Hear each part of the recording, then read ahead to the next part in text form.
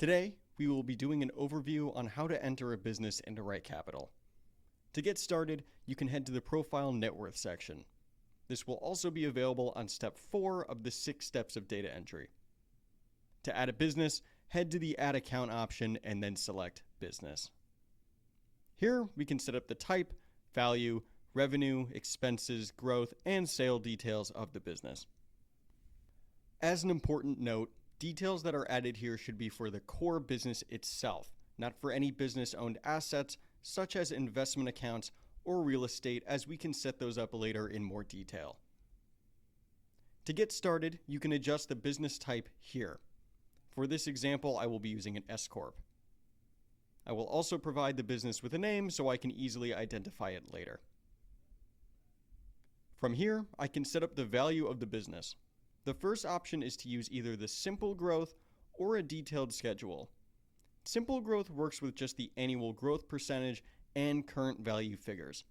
Detailed schedule, by contrast, lets you set the value of the company year by year.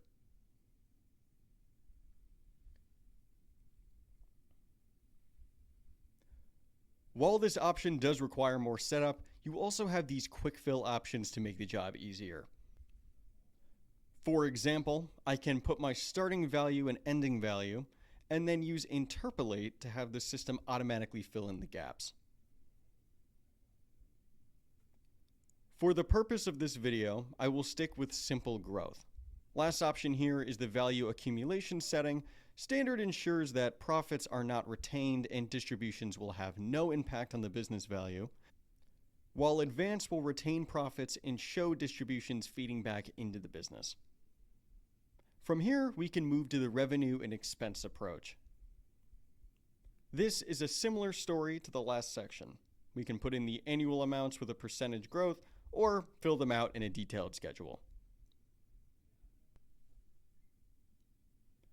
The next section is for the distribution approach. Again, here we can pick between the simple growth model and a detailed schedule.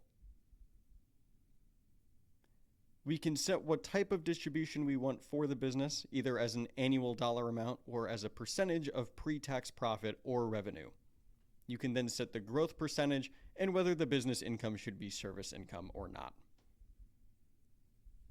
Lastly, we are brought to the sale details. Here, we can list the year the business was acquired and the cost basis. We can also set the expected year of sale and percentage costs of sale along with the sale option, either lump sum or in installments.